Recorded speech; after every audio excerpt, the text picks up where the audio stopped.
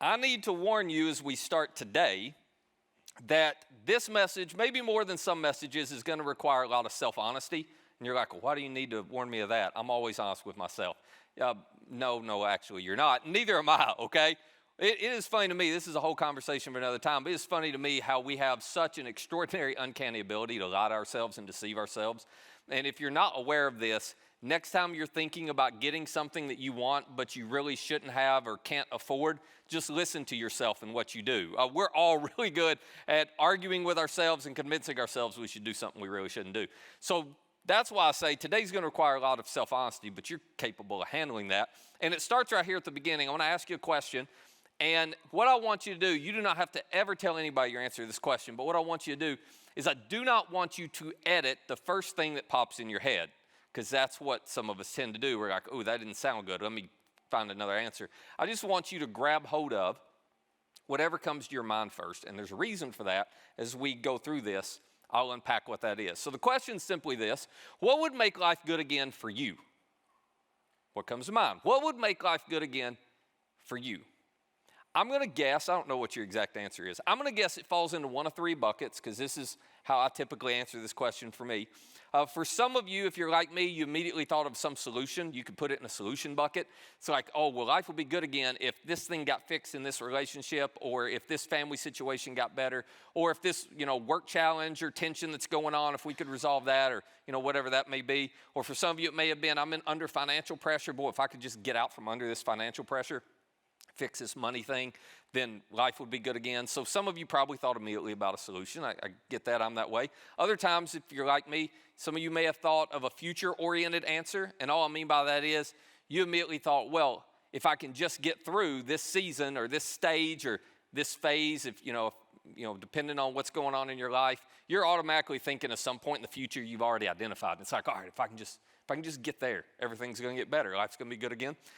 We say that all the time when we're so busy, don't we? It's like, oh, it's just a season. So it's a season. It's gone on for 12 years. It's so strange. But anyway, that's kind of how we think. So some of you may be thinking that way.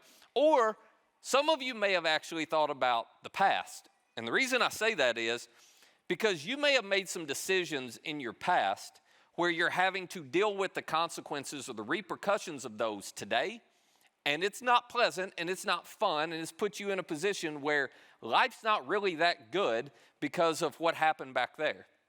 And so what may have come to your mind, and we have all been here at some point, is you may have thought, oh, well, if I could just go back and undo or redo or change that, life would be good again. I can't, and so I'm not sure how I'm going to navigate through this.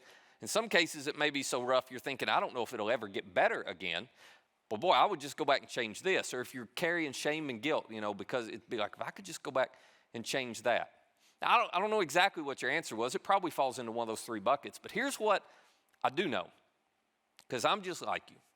Whether you're a Christian or not, doesn't matter if you believe in God or not, all of us are the same in a lot of ways. And one of the ways we're the same is, for the vast majority of us, our answer to that question is entirely self-focused, isn't it?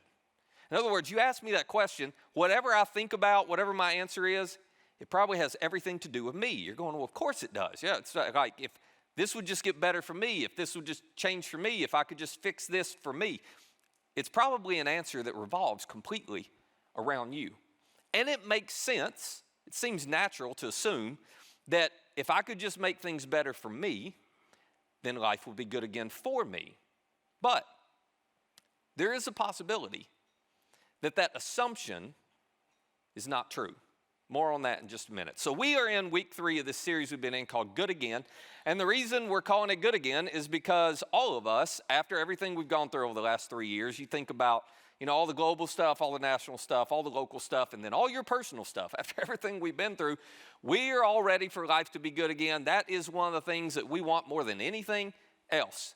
And so we're all chasing that in a couple of different ways. Some of you are chasing that by disconnection. In other words, you're the ones who are like, I don't want to work in the office. I want to work from home. I want to stay away from people as much as possible. I want life to be good again. If I can keep people out of it, I think it might get better, So you're trying to handle it that way and just isolate yourself and, catch up that way and try to rest up that way. Others of you, you're trying to do what a lot of us have done, which is, well, I'm just going to go to all the destinations I didn't get to go to, and I'm going to make up for all the things I missed out on.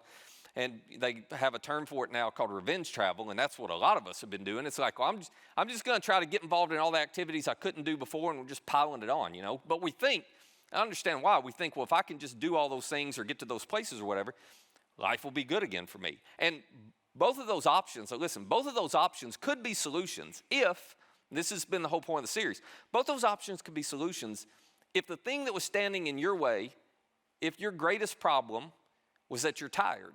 If you're tired physically or you're tired mentally, then you take whichever one of those paths seems best to you, and it may just fix it. But I don't think life's not good for us because we're tired. I know that's part of it, but it's deeper. It's deeper. If we were just tired, we could take a few naps and everything would be okay. But it's deeper. We're not just tired. As we've been talking through this series, we're empty. Tired is physical and mental, but empty is emotional and spiritual. When I talk about empty, I'm saying our souls are empty. Our inner life is empty. Our inner reserves. And it should be. This is not a criticism. I'm not sure any of us could do a lot about it. But after everything we've been through over the last 3 years, well, it's just emptied everything out. It's taken all of the resilience that we have. And so now our souls are empty, but we're trying to fix an empty soul through disconnection, through isolation, through destinations. And we go do this stuff, and the problem is it's not actually solving the problem. We're better when we're experiencing that, but then when we get back from the trip, when we have to re-engage with people, we just feel empty again. You're like, well, I thought that would work. It didn't work. Maybe I need more time, whatever. But I think we're trying to solve a problem that's not actually the root problem. Because the only one who can fill our souls, if we're empty, the only one who can fill our souls is the one who created our souls. Which is why Jesus gave this unique invitation to all of his, the people in the first century and to all of us by extension. He said, here's what I want you to do. I want you to come to me. In other words, I want you to follow me. I want you to follow me.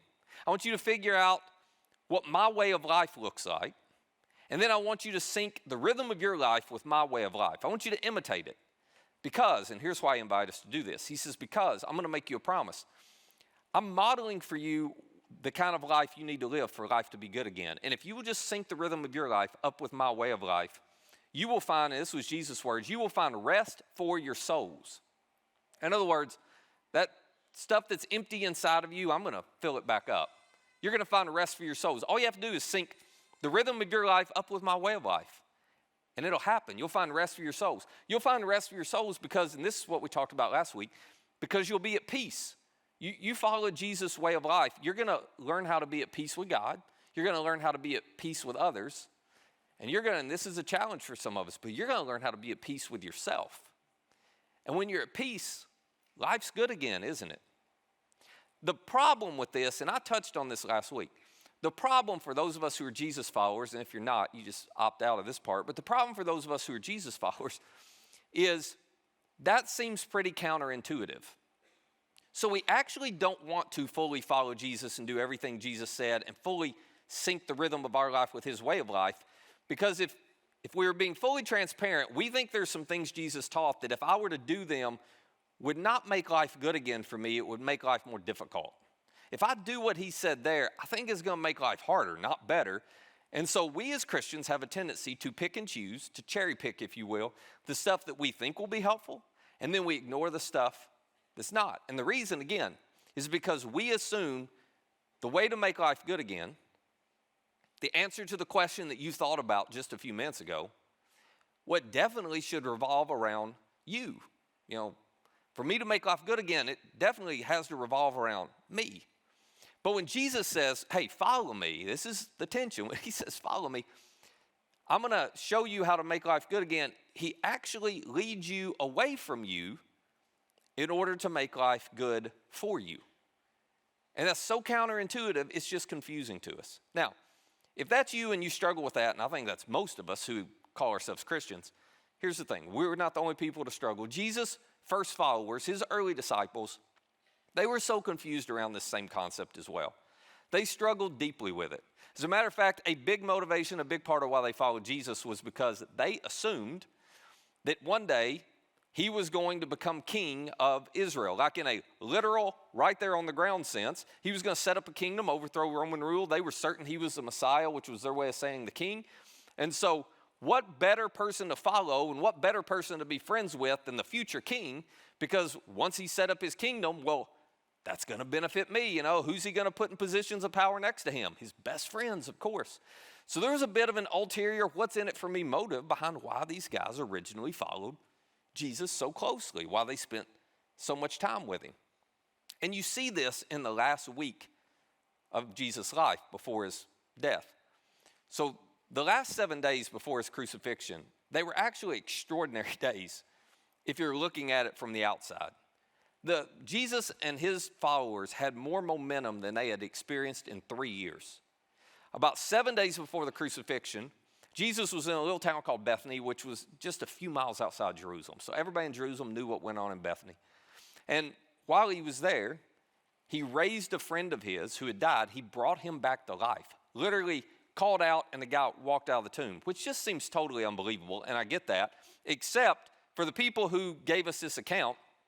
Well, there were over 100 witnesses there. Like, there were so many people who had been to Lazarus' funeral, and then a few days later, they're talking to Lazarus. So they're like, you know, we can't explain it. It's unexplainable, but it was undeniable to them. And as you can imagine, once they saw this dead man alive and they have a conversation with him, word spreads everywhere, all through Jerusalem, all through the surrounding area. Everybody knows what Jesus has done. And so there are hundreds of people who flock to see Jesus, to begin following him. They are so excited. There's so much momentum going on. And then leading up, right up to his crucifixion, Jesus and his disciples go into Jerusalem. Some of you may remember this story. It's what's called Palm Sunday today. They go into Jerusalem. And as they do, there are thousands of people lining the roads, celebrating Jesus as their Messiah, as their king. So they're all in line with Jesus' closest followers going, oh, yeah. This is who he is, and this is the moment. So there's all this momentum, okay? Which makes the story that I want to share with you today so remarkable to me. Because after they get in Jerusalem, Jesus, on the night that he eventually is arrested, some of you will remember this, he sits down with his disciples for a dinner that we now call the Last Supper or the last meal, but they didn't know it was the last meal before his death. They just thought they were having dinner again. They probably thought, oh, with all this momentum going, you know, we're going to be sitting down having dinner talking about how to maximize this momentum, how to make the most of what's happening here. Maybe this is a moment when it's all going to unfold. And John, who was in the room that night and saw and experienced everything that happened, John tells us what an extraordinary moment it became for all of them. Here's how he describes it. He says, Jesus knew, so they're sitting there in the room. Jesus knew, John says, that the hour had come for him to leave this world and go to the Father. Now, in the moment, even though Jesus had told all of them, hey, here's what's about to happen to me, none of them were listening. Because again, we all have a great way of deceiving ourselves, of lying to ourselves. So if I want everything to be positive and I've got this idea of, oh, you're going to throw this out here and start this kingdom and I'm going to benefit from it, I'm not listening to any of the negative. And that's what they would do. They just ignore the negative, right? So John's writing this with the benefit of hindsight, with the benefit of some perspective. He's looking back going, okay, I didn't know it then, but sitting in the room, now I realize Jesus knew exactly what was about to happen. So everything that transpired in the next 48 hours, none of it was a surprise to Jesus. The pain, the suffering, the agony, the injustice, ultimately the cruel crucifixion. John goes, he was sitting there and we didn't realize it, but he realized exactly what was taking place, which makes this next statement John writes so remarkable. He says, having loved his own who were in the world, Jesus loved them to the end. This is John's way of going, wow, we were sitting in the room. He knew exactly what was in front of him, and yet his focus was not on himself. It was on loving us. Now, I ask myself, well, if I'm in that situation, what's on my mind? And it's on me, and it's on what I'm about to go through. But somehow Jesus was able to sit there in that moment and keep his focus on the people around him, not on himself. And then John gives us this interesting little bit of detail. He says the evening meal was in progress, so they're all eating there. And John didn't know this at the time again, but Jesus did. He says the devil had already prompted Judas, the son of Simon Iscariot, to betray Jesus, which causes me to go, well, surely Jesus isn't going to love Judas to the end, like he's talking about the other guys, but not Judas. Not if he knew the betrayer was sitting right there at the table with him. And then John tells us a little more insight. He says Jesus knew that the Father had put all things under his power, that he had come from God, and he was returning to God. Now, this is a lot of context John is giving us before he gets to what actually happened. But he's giving us all this context for a reason. And this seems a little out of place in the story until you see what happens next in the story. The reason John brings this up is he says, all right, again, we didn't understand it at the moment, but now looking back, we realize Jesus, in that moment, that night, knowing what lay ahead of him, Jesus, in that moment, that night, knowing his betrayer was sitting right there at the table with him, Jesus, in that moment, that night, knowing all the rest of us were going to abandon him, Jesus was still fully secure in who he was, and where he'd come from, and where he was going. Jesus was fully secure in his identity, in his purpose, and his place, in that moment, in the world. Now, why would John bring that up? Well, for this reason. Because the depth to which you can love is always determined by the extent to which you are secure. Or another way of saying this, it maybe is a little simpler. You can't love well if you're not secure in your identity. Let me try to explain it this way. We all know people who are arrogant. It's none of us in the room, is it? But we all know people. We all know people who are arrogant. And so you know this about arrogant people. Arrogant people never love well, do they? And the reason they don't love well is because no matter what situation or circumstance you're in, no matter what circle they're sitting in, they suck all of the spotlight and all the attention to themselves. Arrogant people are going to make sure everything is all about them.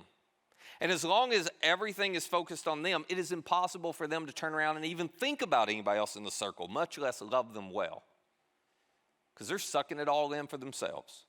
We've all seen that. We know what that looks like. We know how ugly that can be. It's a form of pride that just drives us crazy. But here's what you may have never thought about. Insecure people also cannot love well. Because what do insecure people, and we've all experienced this personally, we've all felt this. What do insecure people do when they're in a circle or a situation and their insecurity starts to rattle around in their heart? Insecure people immediately think of themselves too, don't they? Insecure people start thinking, well, what are they thinking about me? And do they think I don't have what it takes? Or do they think I'm not smart enough too? Or wonder if they think, insecure people are always focused on themselves as well. So as odd as it may seem, pride is a two-sided coin. Arrogance on one side, insecurity on the other. It's just two sides of the same coin because no matter which way we go, the focus is entirely on us.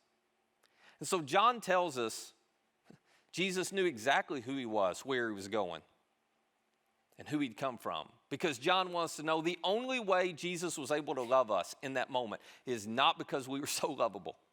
He's going, no. He was able to love us in spite of us. He was able to love us in spite of everything he knew was coming in the next few hours for him because he was secure in his identity. He was secure in his purpose. He was secure in his place. And then John tells us the extraordinary thing that happened in the room that night that demonstrated that to them in a way that once they got it, they never forgot it. John says the meal's going on. And so Jesus got up. He took off his outer clothing and he wrapped a towel around his waist. And they're all looking at each other, scratching their heads like, he's not gonna know. I mean, what's he doing, you know? And they keep watching. And John says after that, he poured water into a basin. He began to wash his disciples' feet, drying them with the towel that was wrapped around him. Now, just to give you a little context, this was a common first century custom. And the reason they would do this is because all the roads were dirt roads. They were like us. They couldn't afford anything past gravel. That's all they could do. So you know, imagine that you're wearing sandals in gravel. Some of you are like, yeah, I did it this summer. I know it was a problem. So if you're wearing sandals through down dirt roads, your feet are going to get pretty filthy, right? Now, the difference in us and them, fortunately, is in the first century, it wasn't just humans traveling those roads. It was dogs, and it was those demon-possessed cats, and it was all cats. If you're a cat lover, I'm sorry. But anyway, and it was goats, and it was sheep, and it was cows, you know. And so you're not just walking through human dirt. You're walking through, well, if you've ever followed a horse in a parade, you know you got to watch your step, right? You get it. So by the time you got to a home, your feet were pretty nasty. And so it was just common custom, if you were someone in the first century Jewish world of any means whatsoever, you would have a servant, or in some cases a slave, who was positioned at the front door, and as you and any guests walked in, they would immediately stoop down, they'd take a towel, they'd take a water basin, they'd wash your feet, they'd get all that off because you didn't want to track that in the house. So apparently this night, we're going to kind of fill in the gaps here, but apparently this night, we don't know who's home or what room Jesus and his disciples are having a meal in, but apparently as they go in, there is no servant at the door. And so you could imagine, every one of the disciples are looking over at the water and the towel thinking, somebody needs to wipe our feet before we go over here and eat. But it's not going to be me. And you know, because we're the same way, they were thinking, it should be, fill in the blank. You know, it's like, we know which one. And part of the thing that makes this so unique is if you read a little bit around this in John's account, John has told us that on the walk or on the way to Jerusalem, these same disciples had been arguing among themselves about who was the greatest. Like Jesus had just looked at them and said, I'm about to die. They'd skipped all that. They were assuming, hey, we're showing up at Jerusalem. He's going to set up the kingdom. They'd already started arguing. Well, who's the greatest? In other words, who's going to be Jesus' right-hand man? Who's going to be second in command? They're all arguing. Peter's like, it's me, you know? And they're like, well, no, you spout off and always give the wrong answers. It can't be you. And he's like, no, it's me. You know? So they're all arguing about this, trying to figure this all out, which means when they go walking in this room, well, I mean, my goodness, if I've just made a case for why I should be the greatest, I can't turn around and humble myself and act like I'm the lowest and wash the feet of all these guys. There's just too much pride, too much insecurity, too much arrogance in all of them to do that. And so Jesus gives them a minute, and they'd rather start eating that meal with all that crap on their feet than to be humble enough to clean it off. And so imagine the drama in the room when God in human flesh, that's who they believed him to be. When God in human flesh stood up, grabbed a towel, grabbed some water, and they all realized, oh, is he really going to do that? That's not right. And so he comes to Peter.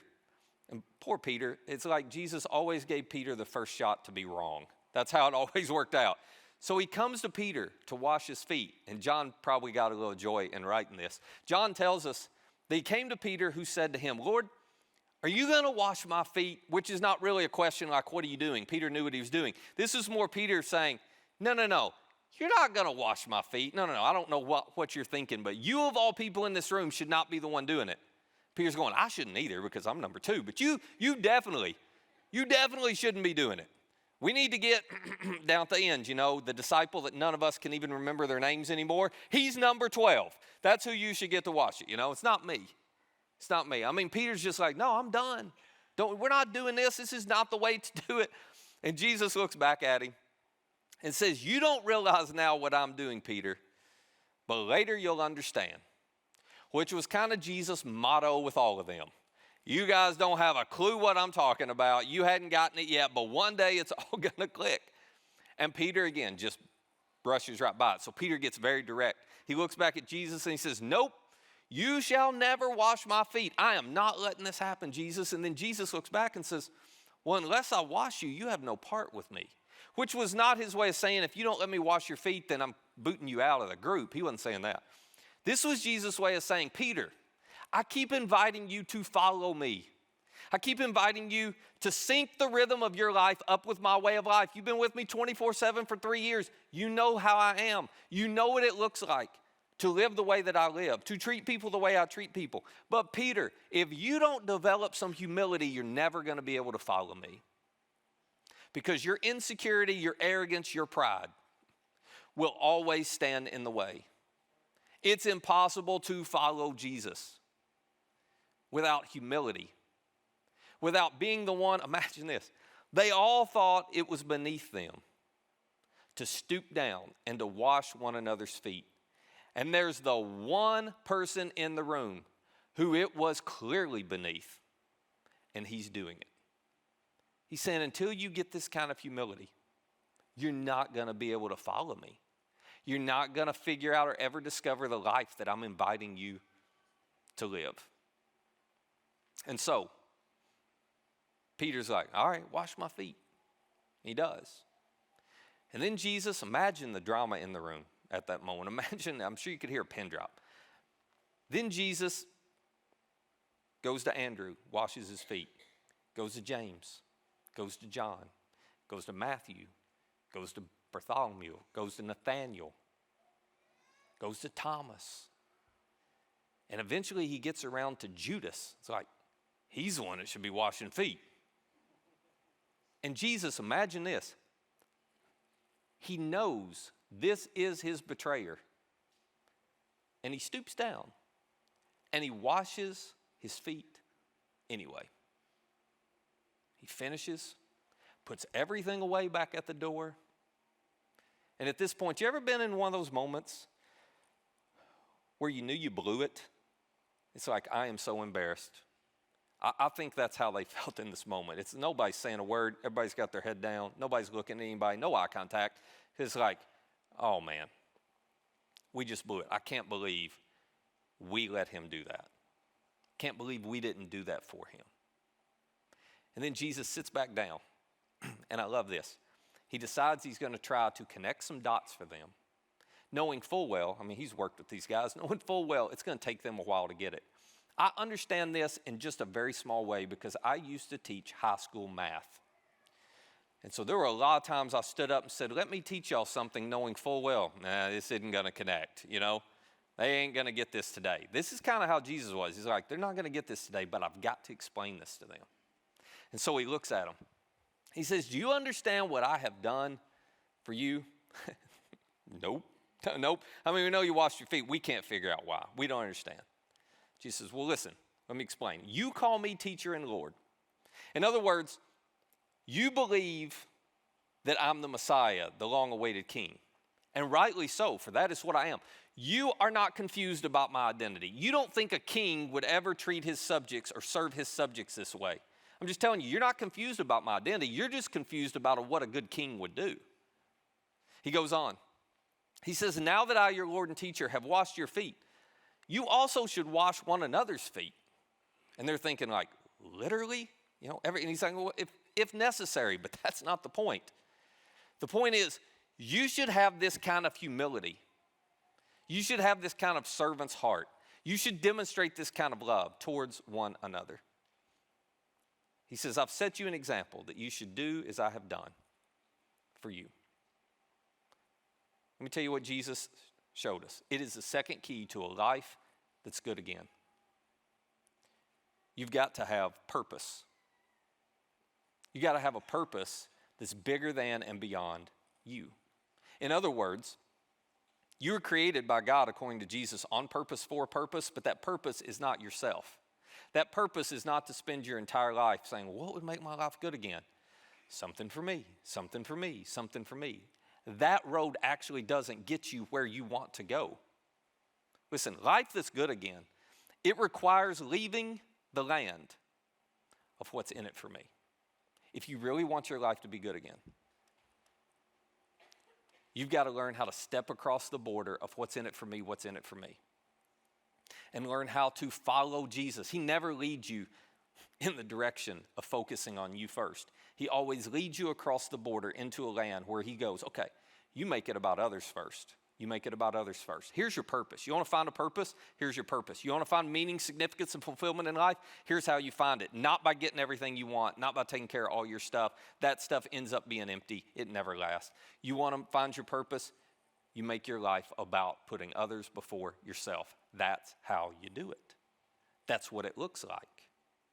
It can't be what's in it for me. To which we all push back and go, yeah, but if I make it about others all the time, then who's going to take care of me? And Jesus says, oh, I will. I will. I'll take care of you. You go make it about others. So as we wrap up, just two things and we'll close. One, have you put any habits in your life, if you're a Jesus follower especially, but this will work for anybody, have you put any habits in your life to help you develop a them before you mentality? Have you put any habits in your life that God can use to change your heart where you don't automatically, naturally, immediately go, what's in it for me? What's in it for me? What's in it for me? This is why those of you who serve here, listen, this is why I think it's so important. Sure, God uses you to impact lives and impact other people, and that's wonderful. But it's a habit. It's a habit. And it will not solve this. It will not completely change your heart. Well, if I just serve regularly at church, I'll all be good. No. But what it is you have a regular time in your routine every month where you're reminded, oh yeah, make it about somebody else, not me. It's a habit that you can build on with another habit and another habit until this becomes who you are and what you do. But it requires humility and security to know God's going to take care of me. I'm his son or his daughter. I don't have to worry about me. I can just focus on the person beside me. If you haven't taken that step, there was a card in the seat when you came. And the reason we're giving you that card, you can fill it out or you can scan the QR code. Doesn't matter which way you do it. But if you don't have that habit in your life, I hope you'll at least explore serving here because you need that habit for you. You need that habit to begin to move your heart away from what's in it for me, across the border into I'm going to make it about you, not me. Just fill a card out. Because listen, you can't follow Jesus and I can't follow Jesus and make it about us. Because our leader said, I did not come to be served, but to serve and to give my life away as a ransom for everyone. So following Jesus, he leads us away from ourselves. But in following him away from ourselves, we actually find a life that's best for ourselves. That's what purpose does. And finally, as I close, if you have never accepted the extraordinary gift of forgiveness that God's given you, if you're not secure in who you are and the fact that God created you and he loves you and he wants you to be a part of his family, if you're not secure in that, oh my gosh, it's why Jesus came. The king who deserved to be served all of us, gave everything for you and me, demonstrated the ultimate act of humility when he died on a cross for us. And the beauty of it is, he says, all right, I'm offering you forgiveness. I'm offering you a place in my family. I've done everything I can do. All you have to do is accept it. And so today, as we wrap up, I want to invite you to accept it. That's all you have to do. There's nothing magical about it. You don't have to earn it. You just say, Jesus, I'm ready to accept your forgiveness. As best I know how, I'm ready to follow you. I want to be a part of your family. And he says, done deal. That simply. Life that's good again, it starts by following him away from ourselves. But in the course of doing that, we actually find ourselves. Let me pray for us. Father, for those who have never experienced your grace and your forgiveness, my prayer and my hope is that they'll experience that today, that they'll have enough humility to just tell you, I need it. That's all it takes. Thank you for making it so simple for us, and thank you for wanting a relationship with us so deeply, that you would give everything to make it possible. And for those of us who do follow you, if we're honest, we're way more concerned about what's in it for ourselves. Would you help us to put the habits in our life that we need to put, that you can use to begin to change us and help us to better follow you? Because it can't be all about us and still follow you at the same time. That just doesn't work. Help us trust you enough to follow you away from ourselves, and in the process, we will find the life that you have promised for us. It's in your name we pray. Amen.